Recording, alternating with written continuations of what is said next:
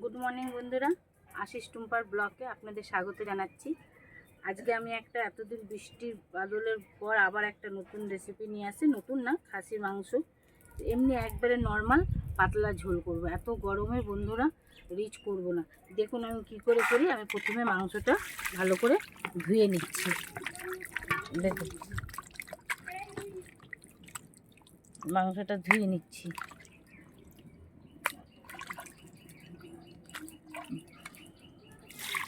এবার আমি মাংসটা নুন, হলুদ, কাঁচা সরষের তেল দিয়ে মেখে নিচ্ছি।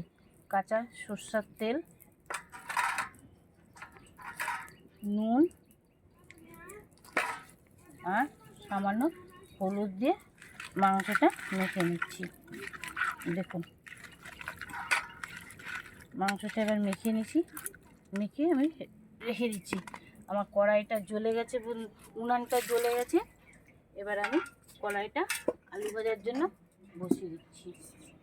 কড়াইটা গরম হতে থাকুক, আমি ততক্ষণে মশলাটা বেটে নিচ্ছি। আদা রসুন, কাঁচা লঙ্কা, শুকনো লঙ্কা। আমি প্রথমেই বলছি বন্ধুরা, আমি ঝাল খাই না, কেননা আমার ছোট বাচ্চা মেয়ে আছে, এর জন্য। দেখুন তাতেও ঝাল বেশি হয়ে গেছে, আমি লঙ্কা আর একটা সরিয়ে দিচ্ছি। এবার আমি মশলাটা বেটে নিচ্ছি। দেখুন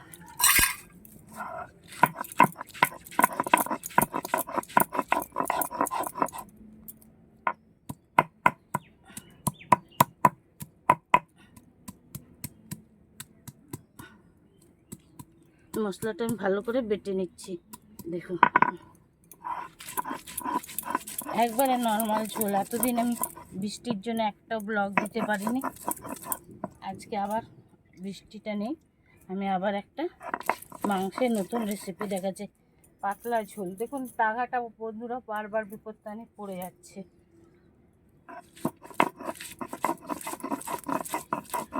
আপনারা ঝাল খেলে ঝাল খাবেন বন্ধুরা, দেখুন, কিন্তু আমরা ঝাল খাই না।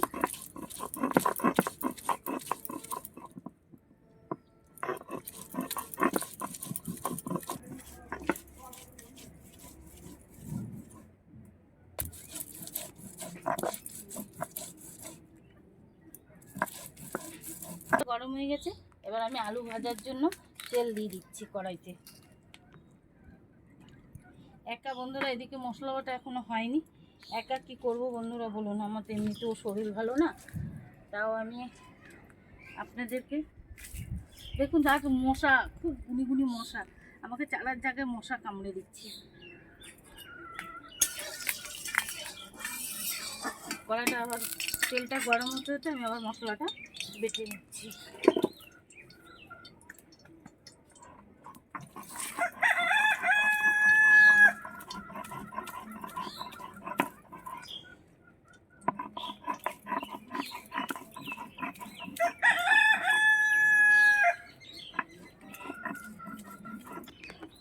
দেখুন এদিকে চিংকির বাচ্চা কিরকম আরামসে ঘুমিয়ে যাচ্ছে। এদিকে চিংকি, চিংকি ওঠ। বাটা হয়ে গেছে দেখুন, আদা, রসুন, শুকনো লঙ্কা, কাঁচা লঙ্কা আর জিরা। আমার মশলাটা বাটা হয়ে গেছে, আমি এবার পাটাটা দিয়ে ফেলছি। দেখুন বন্ধুরা তেল গরম হয়ে গেছে, আমি আলুটা কেটে রেখেছিলাম মাংসের জন্য। এবার আলুটা আমি লাল লাল করে সামান্য একটু হলুদ আর লবণ দিয়ে দিচ্ছি। দেখুন আলুটা যতক্ষণ ভাজা হোক আমি মাংসটা মিশিয়ে দিচ্ছি। প্রথমে আমি দেবো পেঁয়াজ, সবটা পেঁয়াজ দেবো। একবারে ঘরোয়া পদ্ধতি বন্ধুরা রান্না করছি। তারপরে এই যে আদা, রসুন, জিরা, লঙ্কা বেটে রেখেছি, সেটা এবার আমি দিয়ে দেবো। আর দেবো হলুদ, আর দেবো নুন, সামান্য একবার নুন দিয়ে রেখেছি। আর দেবো সরষের তেল দিয়ে এবার আমি ভালো করে এটা মাখছি। দেখুন মাংসটা যত ভালো করে মাখবেন তত ভালো হবে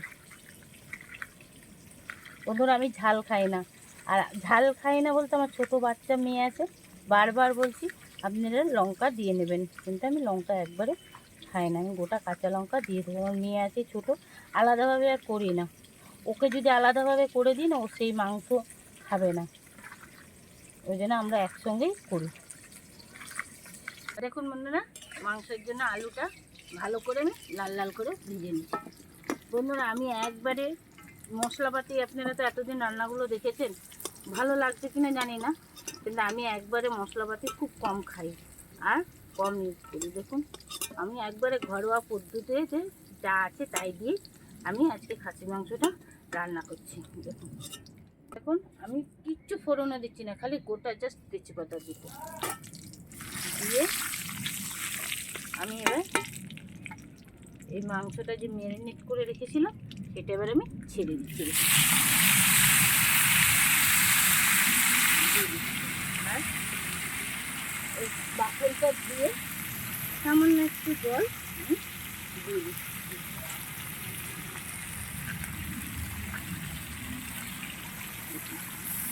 দিয়ে দিচ্ছি, এবার আমি এটা ভালো করে কষাবো।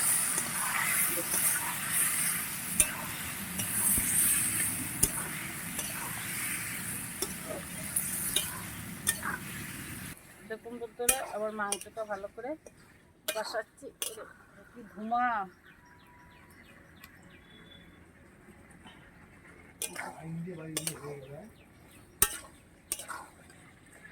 বন্ধুরা, কি সুন্দর মাংসটা ভালো করে দেখুন কষানো হয়ে গেছে। আমি একবারে নর্মাল করছি। দেখুন এইভাবে মাংসটা করবেন, দেখবেন আসল খাসির স্বাদ পাওয়া যাবে। যদি আপনারা অনেক মশলাপাতি দেন সেটা পাবেন না। আমি একবার মশলাপাতি খুব কম দিচ্ছি। মাংসটা আমার কষানো হয়ে গেছে, এবার আমি এই আলুগুলো দিয়ে দিলাম।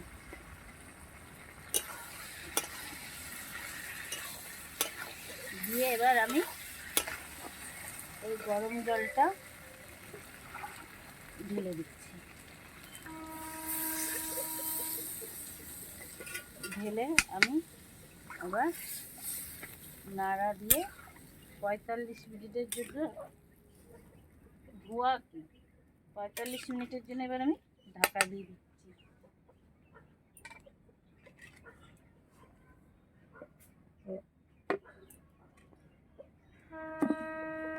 ঠিক আছে, এবার আমি এটা তুলে দেখছি।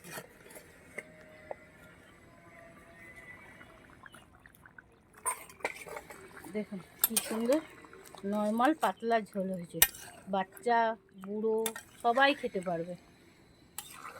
কেননা তেল মশলা খেলে এখন গরমকালে খুব অসুবিধা আছে। দেখুন, এবার আমি সামান্য গরম মশলা দিয়ে দিচ্ছি।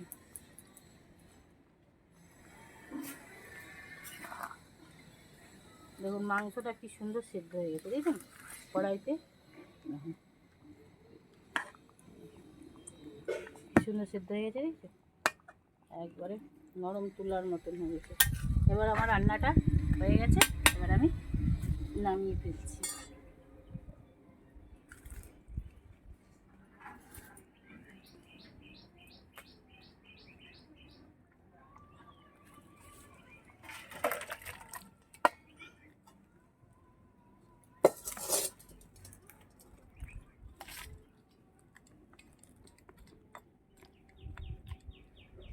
আজকে আমি ঘরের জন্য করেছিলাম লটিয়া মাছের ঝোল। দেখুন, এটা দেখাইনি, লটিয়া মাছের ঝোল আর খাসি মাংস। তাহলে আমি লটিয়া মাছের ঝোলটা খাচ্ছি, দেখুন কেমন সুন্দর। আর দেখুন গোটা গোটা রয়েছে, দেখেছেন? দেখেন গোটা গোটা রয়েছে। আপনারা চাইলে আমি যে পদ্ধতি বলে দিচ্ছি সেই পদ্ধতিতে আপনারা করবেন, দেখবেন আপনাদের মাছগুলো পুরো গোটা গোটা থাকবে। মাছটা যখন কাটবেন, কেটে যখন বন্ধুরা প্রচুর ভালো হয়েছে, কেটে যখন নুন হলুদটা লাগাবেন তখন নয় লেবু নয় তেঁতুল দিয়ে মাখিয়ে রাখবেন। যখন জলটা ঝরে যাবে তখন পেঁয়াজ ভাজবেন, আদা রসুন পেস্ট দেবেন, কাঁচা লঙ্কা শুকনো লঙ্কার গুঁড়ি দেবেন, দিয়ে মাছটা ছেড়ে দেবেন। ছেড়ে দিয়ে হালকা আছে ধিমি ধিমি করে ভাজবেন। ভেজে তারপরে রান্না করবেন, দেখবেন। এই দেখুন বন্ধুরা, বিশ্বাস না করলে দেখুন, এই দেখুন পুরো মাছগুলো গোটা গোটা আছে, বুঝেছেন? এই দেখুন পুরো মাছগুলো গোটা গোটা আছে, আর রান্নাটা হেভি হয়েছে। আপনারা একবারে বাড়িতে ট্রাই করে দেখুন, ব্যাপক রান্না হয়েছে। আমার মাছ দিয়ে খাওয়া হয়ে গেল। এই যে আমার মেয়ে এখন একটা মাংস খাবে বলছে, যে দিলাম।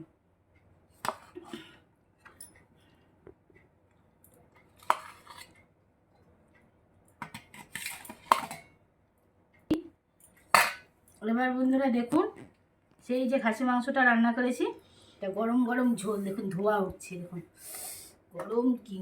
ও এইভাবে জাস্ট মেখে, এবং তুলে বন্ধুরা আপনারা রান্না করে একবার খেয়ে দেখুন, ব্যাপক হয়েছে। মাংসটা দেখুন কত সফট,